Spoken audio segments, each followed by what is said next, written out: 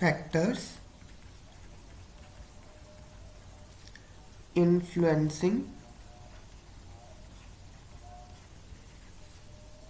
rate of a reaction। जो reaction की speed है, जो उसका रेट है, उसको कौन कौन से फैक्टर जो है इन्फ्लुएंस करते हैं। तो ये हम लिख लेते हैं, rate of a reaction depends upon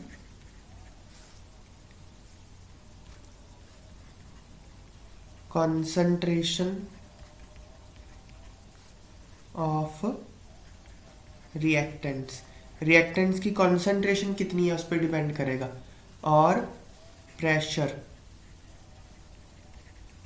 in case of gases, है ना। अगर गैस है तो प्रेशर। तो प्रेशर या कॉन्सेंट्रेशन क्या है रिएक्टेंट की, इस बात पे रिएक्शन की रेट डिपेंड करता है। सेकंड क्या, टेम्परेचर पे डिपेंड करता है। टेम्परेचर कम है ज़्यादा तो उससे रिएक्शन की स्पीड वेरी कर जाएगी, रेट वेरी कर जाएगा। Third, catalyst. तो कैटलिस्ट दो तरह के होते हैं, पॉजिटिव कैटलिस्ट रेट को बढ़ाता है, नेगेटिव कैटलिस्ट रेट को कम करता है। तो इन तीनों का हम इफेक्ट पढ़ेंगे, मैथमेटिकल टर्म्स में पढ़ेंगे। तो पहले हम कॉन्सेंट्रेशन को टेकअप कर रहे हैं।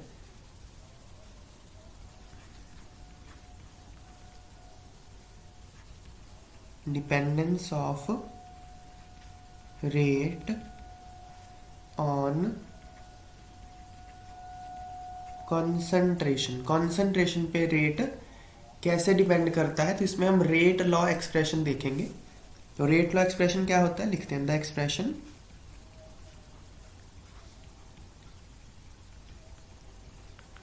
in which reaction rate is given in terms of molar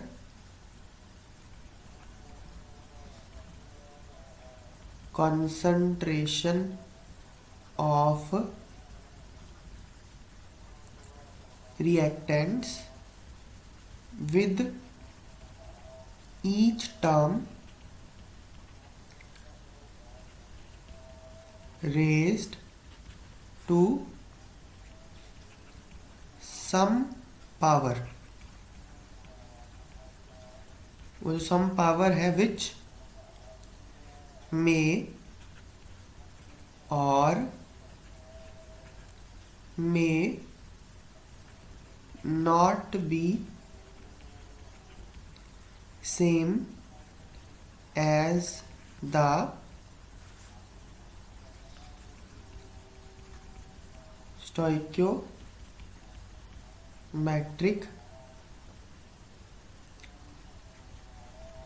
coefficient of the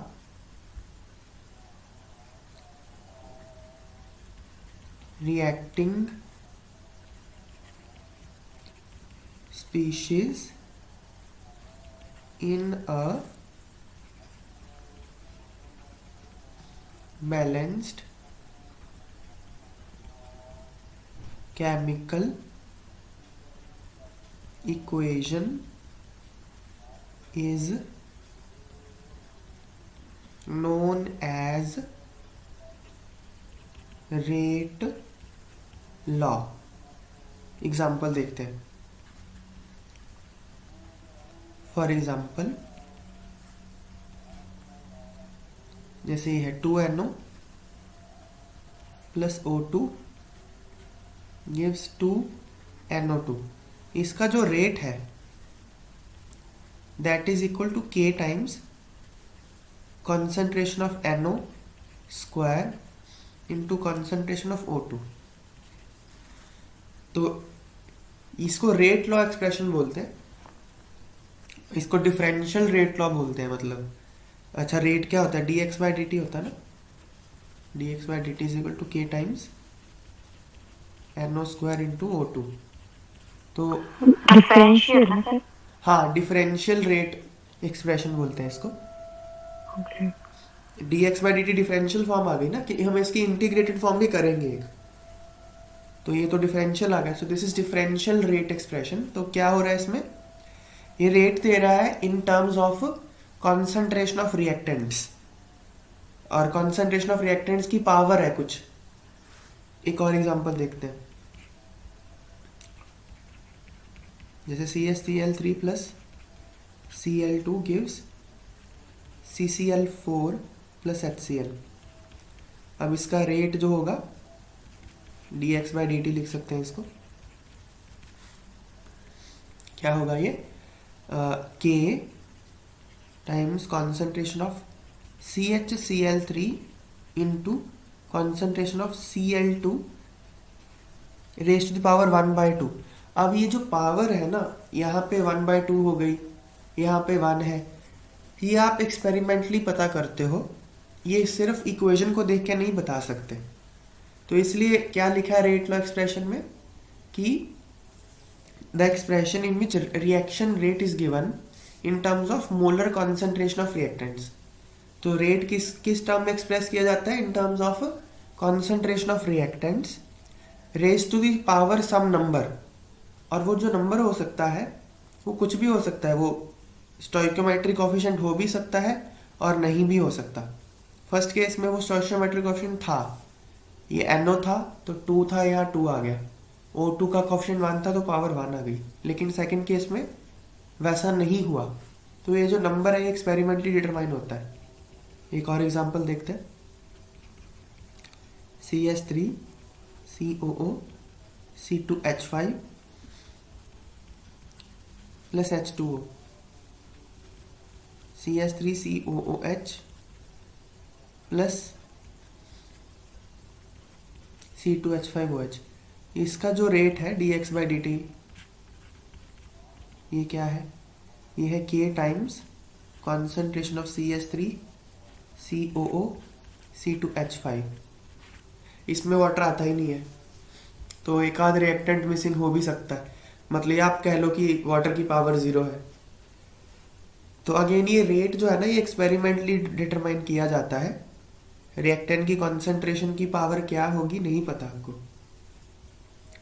तो इसको क्या बोलते हैं, दिस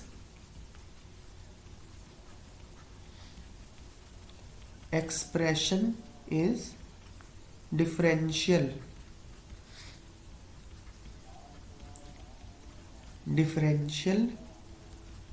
रेट इक्वेशन। ये डिफरेंशियल रेट इक्वेशन है, और यहाँ पे K क्या है, K है प्रोपोर्शनैलिटी कांस्टेंट। K ये प्रोपोर्शनैलिटी कांस्टेंट है,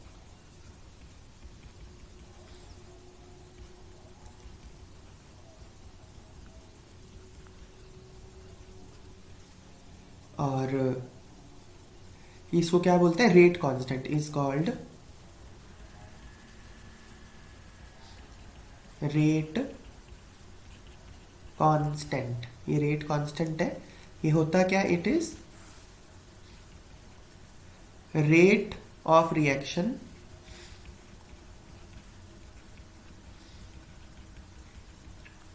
when concentration of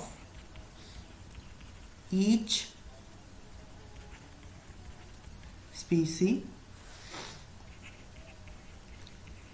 present in rate law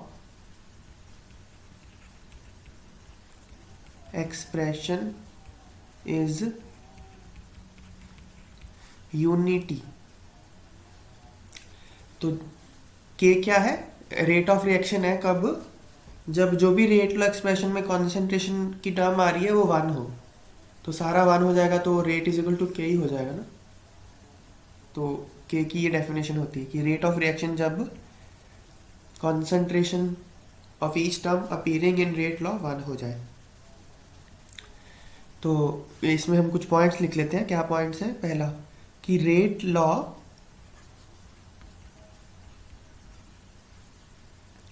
for any reaction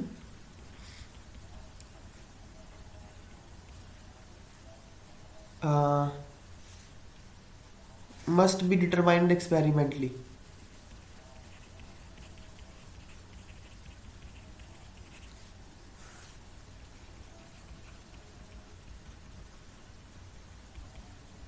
ये एक्सपेरिमेंटली पता करना पड़ता है। Balanced chemical equation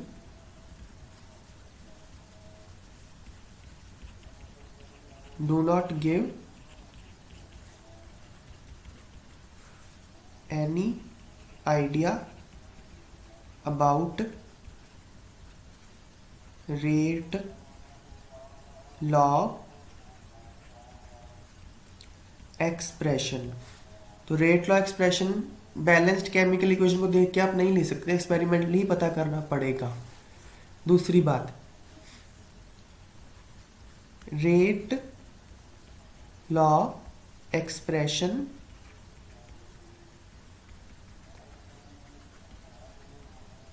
generally involves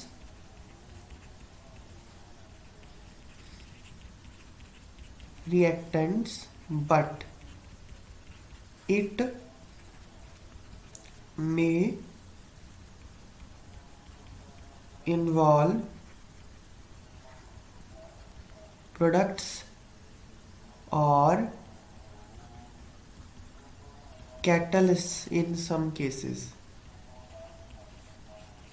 तो वैसे तो रेट लॉ एक्सप्रेशन में रिएक्टेंट ही आते हैं, लेकिन किसी किसी केस में प्रोडक्ट भी आ सकते हैं उसमें और कैटलिस्ट भी आ सकते हैं उसमें। तो अगेन ही एक्सपेरिमेंटल ही पता चलता है आपको, आप सिर्फ देख के नहीं बता सकते इक्वेशन को। तो ये कॉन्सेंट्रेशन पे डिपेंडेंसी होती है रिएक्शन रेट की, और वो एक्सपेरिमेंटली ही पता चलता है। तो कॉन्सेंट्रेशन ऑफ रिएक्टेंट्स पे डिपेंड करता है मोस्टली, पर किसी किसी केस में कॉन्सेंट्रेशन ऑफ प्रोडक्ट्स और कैटलिस्ट की कॉन्सेंट्रेशन पे भी डिपेंड कर जाता है। फिर है ऑर्डर। रिएक्शन का ऑर्डर क्या होता है? Order of reaction. ऑर्डर क्या होता है? जो रेट लॉ एक्सप्रेशन होता है उसमें जो ये जो टर्म्स आ रही है इनका पावर का सम, जैसे यहाँ पे 2 है, यहाँ पे O2 की पावर 1 है, तो ऑर्डर होगा 3। यहाँ पे पावर 1 है, यहाँ 1/2 है, दोनों को जोड़ो तो 1 + 1/2 3/2। यहाँ पे पावर 1 है तो 1, ऑर्डर 1 है, तो सारे पावर्स को जोड़ दो तो ऑर्डर ऑफ रिएक्शन आ जाता है। इसकी डेफिनेशन लिख लेते हैं हम लोग। The sum of powers of concentration of the reactants in rate law expression is called the order of that chemical reaction। Rate law expression में जो रिएक्टेंट्स की कॉन्सेंट्रेशन की पावर है उनको जोड़ दो, उसको ऑर्डर ऑफ केमिकल रिएक्शन बोल लेंगे। जैसे कि कंसिडर अ रिएक्शन, कोई भी रिएक्शन ले लो ऐसे जनरल सी, कोई A × A + B × B gives C × C + D × D। मान लो इसका जो रेट है, अब रेट तो एक्सपेरिमेंटली पता चलेगा कि A⁴x B⁴y। अब x और y कुछ भी हो सकते हैं, पता नहीं। तो इसका जो ऑर्डर होगा वो होगा x + y। ये ऑर्डर की डेफिनेशन इस तरह से है। फिर है next units of rate constant.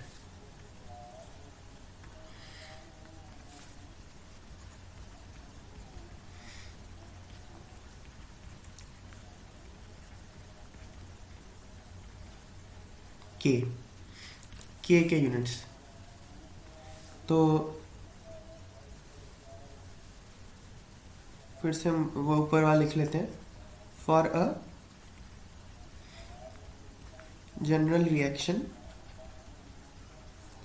कोई रिएक्शन ले लो, A times A plus B times B, कोई भी जनरल रिएक्शन है ये, रेट मान लो ये है, ये तो एक्सपेरिमेंटली पता करना पड़ेगा, A रेस्ट पर x B रेस्ट पर y, x और y तो पता नहीं क्या है, एक्सपेरिमेंटली पता करना पड़ेगा। हमको क्वेश्चन में दिया होगा, हमको थोड़ी या फिर कुछ डाटा दिया होगा उससे हम कैलकुलेट कर लेंगे। एक्सपेरिमेंटली पता होता है, मतलब बात ये A और B के इक्वल हो भी सकता है, नहीं भी x और y। तो ऑर्डर क्या होगा इसमें, ऑर्डर को हम x प्लस वाई होगा, दोनों का सम n बोल लेते हैं इसको। तो k क्या हो जाएगा, rate divide by A rest पर x B रेस्ट पर y, ये k हो जाएगा। अब रेट क्या होता है, रेट का यूनिट होता है कॉन्सेंट्रेशन,